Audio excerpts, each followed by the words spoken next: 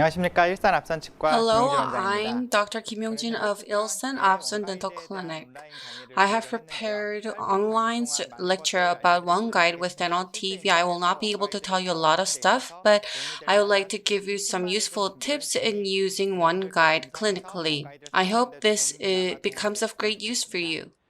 There will be 5 lectures from basic concept of OneGuide, OneCUS, OneMS, and accessories for troubleshooting. These will be addressed in my lectures. First, you need to have an understanding of digital guide surgery to use OneGuide. So in the first lecture, I'm going to talk about digital guide implant surgery. This is introduction. We talk about placing implant well. What does this mean? Well-placed implant.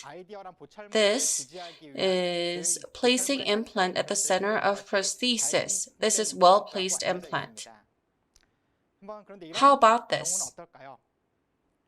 I'm sure all men understand, but if you use public bathroom, and when you're using it, if there's someone very close, it will be very uncomfortable. It's the same with implants. If 2 implants are placed too close in the anterior area, you will not be able to restore papilla and get aesthetically bad results. This is the same for posterior region as well.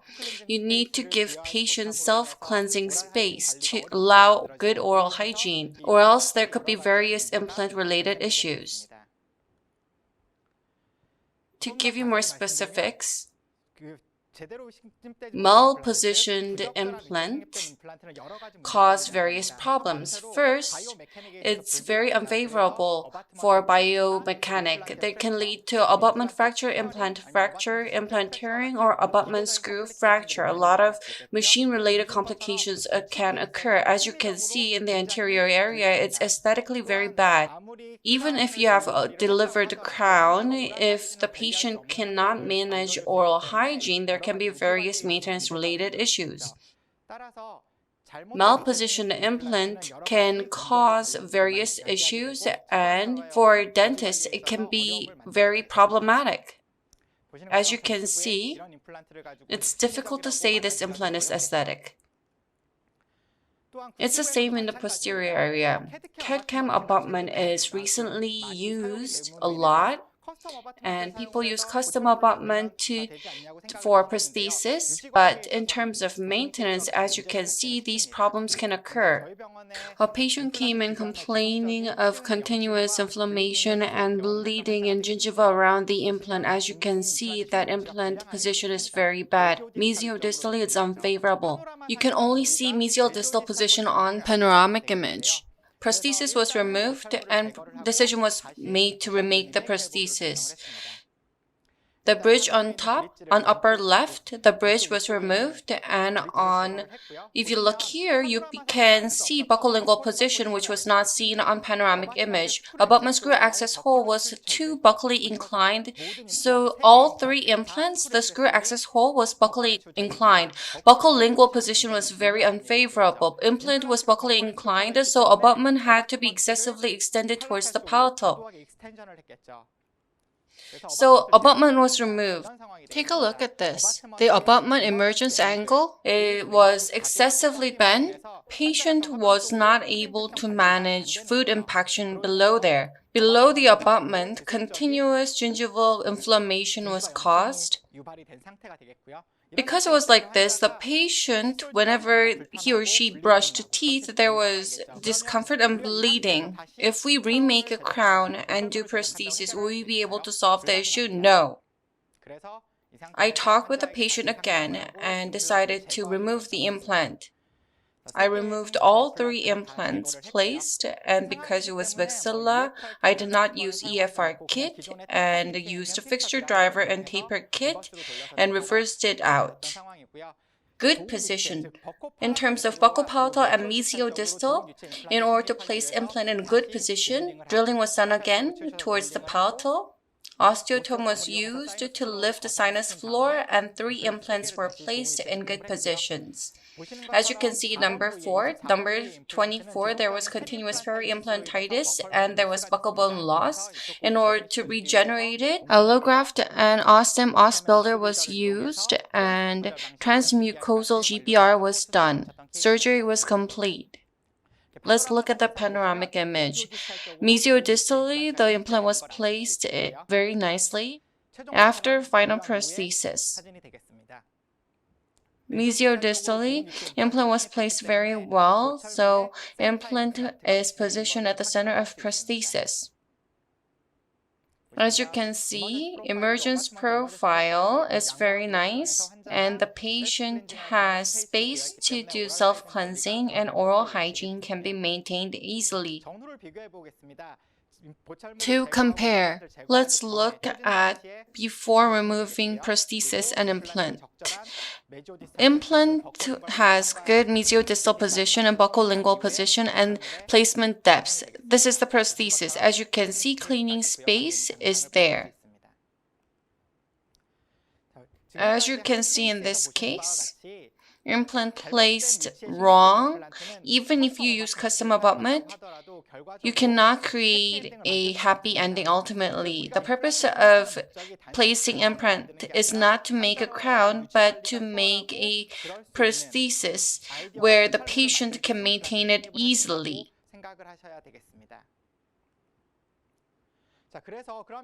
If so, what can we do to minimize such mistake and place the implant well? In the initial phases, this is the first generation guide. You take impression and make model, and on top of it, you either do wax up or align the artificial teeth and create surgical stent. On top of it, make a vacuum-formed matrix using resin, and on align artificial teeth or wax up, drill hole for initial drilling. This is a very early guide. However, there's a problem. There's no dedicated surgical tool for it. And the guide hole itself, for initial drill, you use 1.5 lance drill or 2.2 twisted drill. However, the guide hole itself is thicker than initial drill. Therefore, if we use 2.2 twisted drill to get path and do initial drilling, we go in like this. Ideal path is like this, but if the patient cannot open very well, or if the surgeon does not have a lot of experience, the drill itself bends. Normally, the drill bends distally, and drill apex of the drill heads toward mesially and cause root damage in adjacent teeth. Mesiodistal and buccal palatally good position is where we should place the implant. Even if the position is good, implant angulation also needs to be considered. So in early stage guide, you cannot control angulation. In a severe case, it would damage roots of adjacent teeth. Even if you use the guide, the angulation can be wrong or you could cause complication. Therefore, vacuum-forming matrix type of early surgical guide, you will not be able to control angulation, so it's not frequently used. ROI, compared with the effort, you get not much. The digital technology has developed, and digital trend is sweeping the dental society. The trend is changing. Like the changing length of swimming suit, digital is all the hype in dentistry.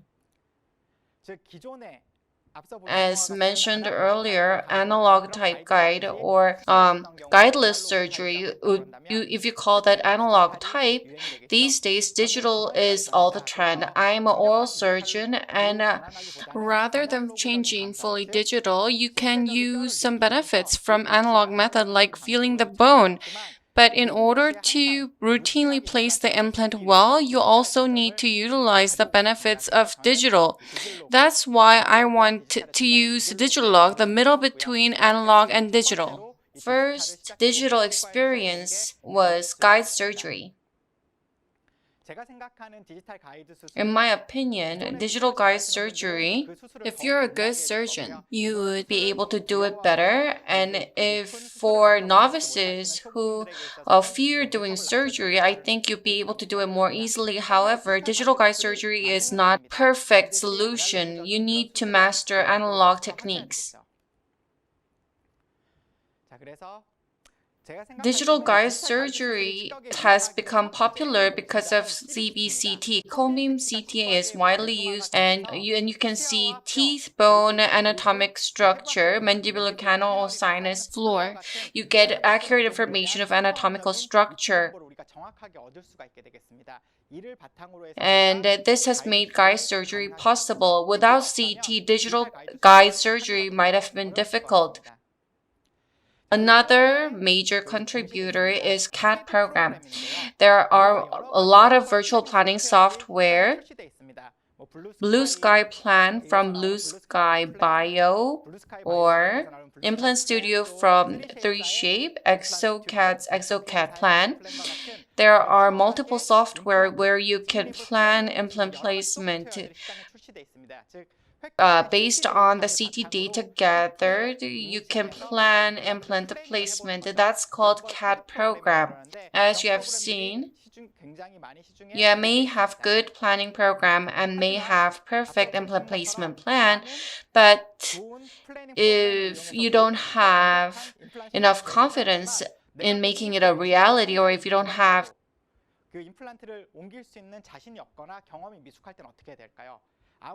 technique, if you don't have the necessary skills, implant can be placed in a way that was not desired. Although the intention was to draw a unicorn, the result came out like this because lack of skills. In order to make the plan into a reality, you need something else. You need another tool to put the implant in the planned position, and that is the surgical guide. 3D printer has become more commercialized and the cost has become cheaper. Accuracy has increased, and using 3D printer, surgical stent can be easily and accurately printed out. Surgical guide has become very advanced. In other words, planning programs, virtual planning programs, CAD programs, CAM technology like 3D printing have developed and become more available to the public, and digital guided implant surgery has been adopted clinically. When you do guide surgery, there are many advantages. First is accuracy. If you have accurate plan, the planned position, you can use surgical template to make it into a reality in patient's mouth. In the past, I worked with 9th People's Hospital in Shanghai, China. I did a research there. I used Simplant planning program. The patients were divided into 2 groups. In one group, Simplant was used and planning was done, and a very experienced surgeon opened flap and placed it. In another group, using the planned position using Simplant, a surgical guide was fabricated and the same doctor did placement. Using Simplant planning was done.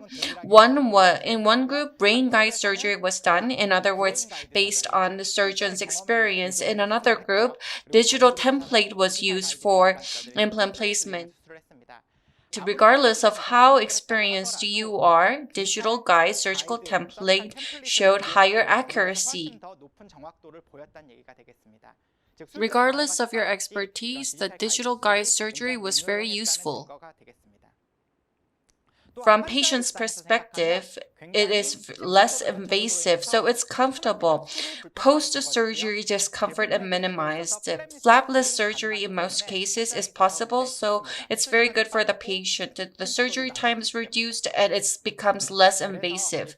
Digital guide surgery can be applied not only to simple cases, but for more complex cases like a full mouth implant case.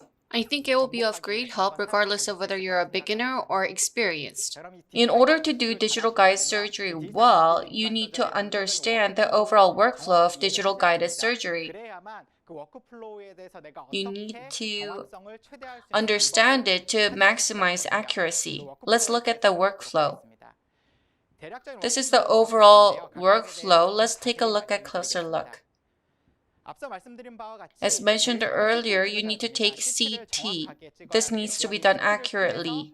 Three-dimensional information of the bone width, mesiodistal distance, and anatomic structure distance. Next is surgical stent is put on top of adjacent teeth and on gingiva. So surface information is required. Surface scan or scanning data is required. If you have intraoral scanner like Trios, you can scan adjacent teeth and gingiva. However, if you don't have it, you can still do digital guide surgery. You can take impression and after that make model and do model scanning. By doing this, even if you don't have intraoral scanner, you can do a digital guided surgery.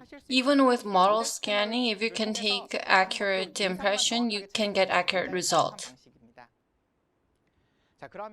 If you take CT and the data you get, the extension of actual data gained from CBCT is called DICOM, and 3D data with volume from surface scanning is called STL file. So you need to merge the two different files into one. We call merging when we merge the CT and surface scan data.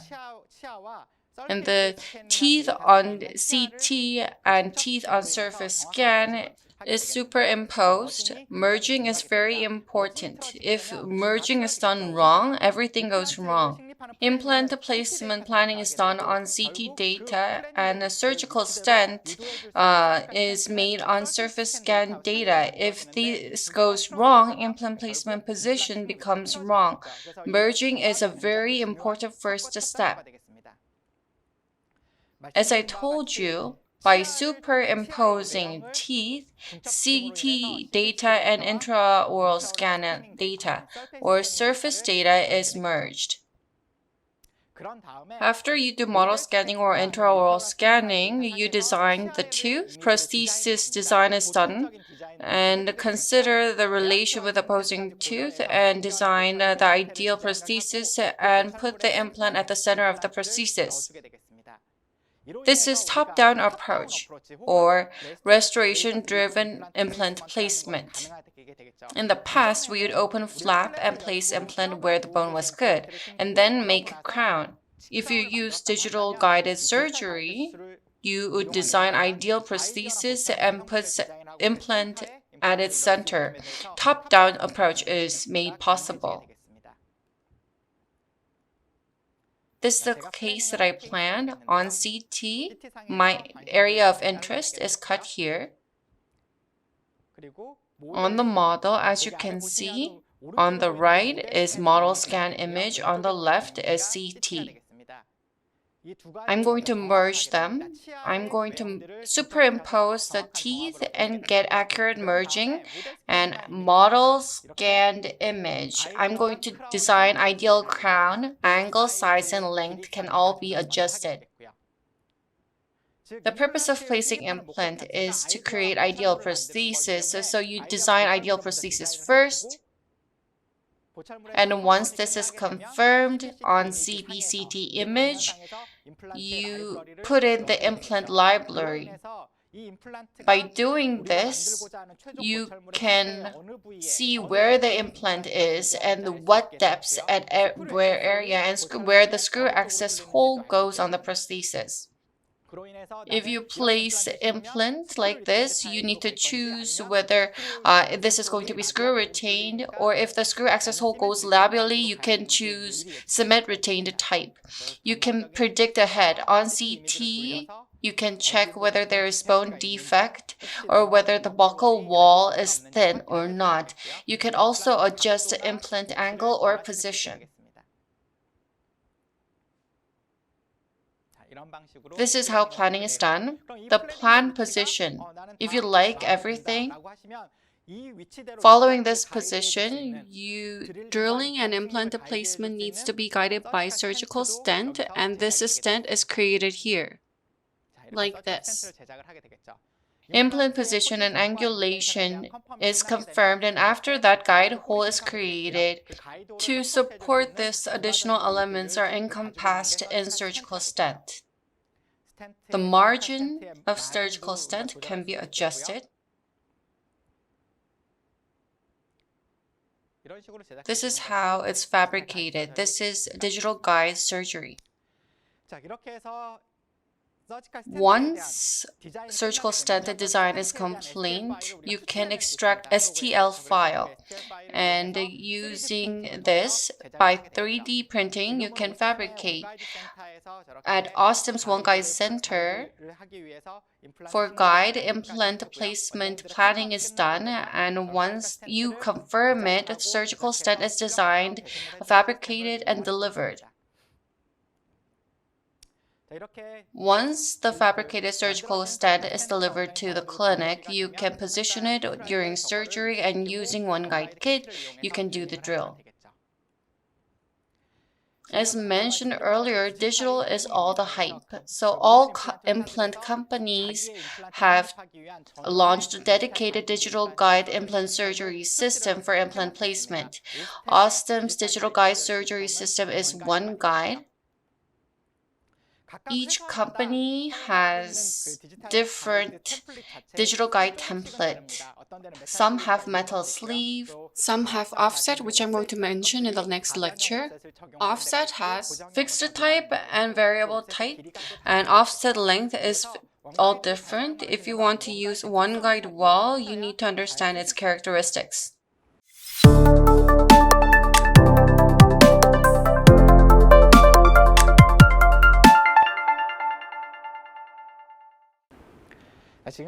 Up until now, I talked about overall digital guide surgery and workflow rather than OneGuide.